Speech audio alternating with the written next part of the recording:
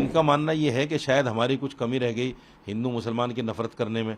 कभी मदरसों को छेड़ देते हैं, कभी दरगाहों को छेड़ देते हैं, कभी किसी और चीज़ को छेड़ देते हैं, मतलब कुछ ना कुछ ये करते रहते हैं। तो इनकी सोच ये है कि शायद हिंदू वापस आएगा। हर एक्ट में संशोधन हुआ है, ये कोई नई बात नहीं है कि वक्फ एक्ट में ही संशोधन हो रहा है। नहीं, मेरी गवर्नमेंट से यही अपील है कि इसमें बेसिकली किसी अमेंडमेंट की ज़रूरत नहीं है, और अगर किसी अमेंडमेंट की ज़रूरत गवर्नमेंट को महसूस हो रही है तो कम से कम जो स्टेक होल्डर्स हैं उनकी राय ज़रूर इनकॉर्पोरेट की जाए, उनकी राय ली जाए। इनका मानना यह है कि शायद हमारी कुछ कमी रह गई हिंदू मुसलमान की नफरत करने में, लाओ और ज़्यादा करके देखते हैं। जैसे कभी मदरसों को छेड़ देते हैं, कभी दरगाहों को छेड़ देते हैं, कभी किसी और चीज़ को छेड़ देते हैं, मतलब कुछ ना कुछ ये करते रहते हैं। तो इनकी सोच ये है कि शायद हिंदू वापस आएगा। हिंदू वापस आने वाला नहीं है। हिंदू इनकी राजनीति को समझ गया। जिस तरह से राम मंदिर को लेकर इन्होंने ड्रामा किया है और उसका राजनीतिकरण किया है, उस धार्मिक स्थान का जिस तरह इन्होंने राजनीतिकरण किया है और जिस तरह से उनको भुनाने का काम किया है, वो हिंदू भाई समझ गया है कि इनकी आस्था नहीं है, ये सिर्फ कुर्सी बचाने के लिए सब कुछ कर रहे हैं। इसलिए हिंदू अब इनके जाल में फंसने वाला नहीं है। एक पॉइंट और है इसमें, जो सेकुलर पार्टियां इनके साथ लगी हुई हैं, चाहे वो जेडीयू हो या तेलुगु देशम पार्टी हो या बीजू जनता दल हो, क्या उन लोगों को नहीं सोचना चाहिए? तो मुसलमानों के वोट से आते हो और ये आए दिन मुसलमानों पे हमला कर रहे हैं, तुम्हें शर्म आनी चाहिए, इनसे समर्थन वापस ले लेना चाहिए। या तो इनको बोलना चाहिए कि अगर ऐसी बातें करोगे तो हम समर्थन वापस ले लेंगे। कम से कम दबाव तो बनाएं। वो बिल्कुल सामने देखकर तमाशा देख रहे हैं।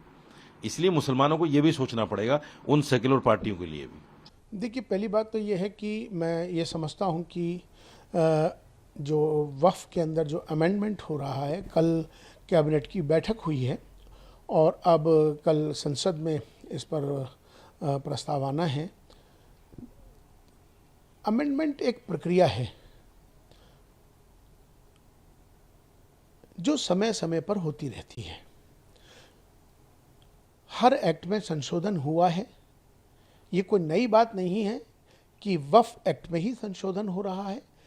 वक्फ एक्ट में भी बार बार संशोधन हुए हैं और ये एक प्रक्रिया है, समय के साथ, समय के अनुसार वो की जाती है। हाँ, इतना ज़रूर है कि वक्फ की जो मर्यादा है, जो लोग वक्फ करते हैं, दान करते हैं, चूँकि वक्फ माने जो दान किया हुआ है ईश्वर के नाम, जिसने जिस भाव से उसको दान किया है, उस ज़मीन को या किसी भी चीज़ को जो वक्फ हो जाती है, उसका भी ख्याल हमें रखना चाहिए कि उसकी वक्फ की जो मर्यादा है उसमें किसी तरह से भी उसको कोई नुकसान ना पहुँचे, इसका भी ख्याल रखना ज़रूरी है। देखिए, वक्फ प्रॉपर्टी जो भी मुसलमान वक्फ करता है या वक्फ ऑलरेडी की है, उसका बुनियादी मकसद ये होता है कि वो किसी न किसी चैरिटेबल पर्पस के लिए या जिस भी पर्पस के लिए वक्फ की गई है उसको उसी पर्पस के लिए इस्तेमाल किया जाए, जिसको कि वाक़िफ़ की मंशा कहते हैं।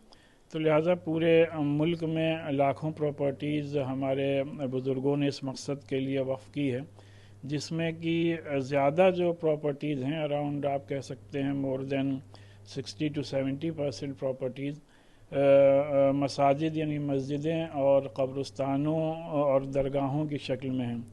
और इसी के साथ साथ मुल्क में इन प्रॉपर्टीज़ को रेगुलेट करने के लिए 1995 का वक्फ एक्ट मौजूद है।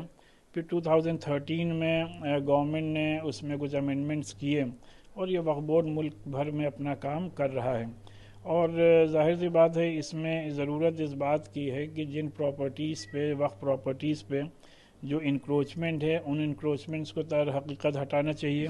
और दूसरी बात यह कि जिन प्रॉपर्टीज़, वक्फ की प्रॉपर्टीज़ पे गवर्नमेंट बिल्डिंग्स बनी हैं, तो हम लोग एक ज़माने से मुख्तलिफ़ हुकूमतों से डिमांड करते आ रहे हैं कि उसका अगर हटाना मुमकिन ना हो तो उसका रेंट गवर्नमेंट मार्केट रेट के हिसाब से वक्फ बोर्ड को दे, जिससे वक्फ बोर्ड के मसाइल हल हों।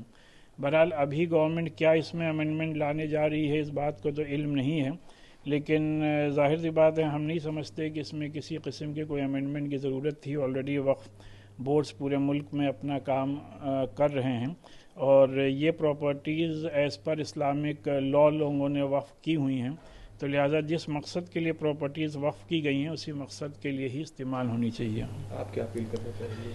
नहीं, मेरी गवर्नमेंट से यही अपील है कि इसमें बेसिकली किसी अमेंडमेंट की ज़रूरत नहीं है, और अगर किसी अमेंडमेंट की ज़रूरत गवर्नमेंट को महसूस हो रही है तो कम से कम जो स्टेक होल्डर्स हैं उनकी राय ज़रूर इनकॉर्पोरेट की जाए, उनकी राय ली जाए और इस सिलसिले में उसी के बाद कोई कदम उठाया जाए जिससे कि किसी को कोई जहमत, तकलीफ और शिकायत ना हो। न्यूज नेशन अब व्हाट्सएप पर खबरों के ताजा अपडेट के लिए न्यूज नेशन के इस QR कोड को स्कैन करें।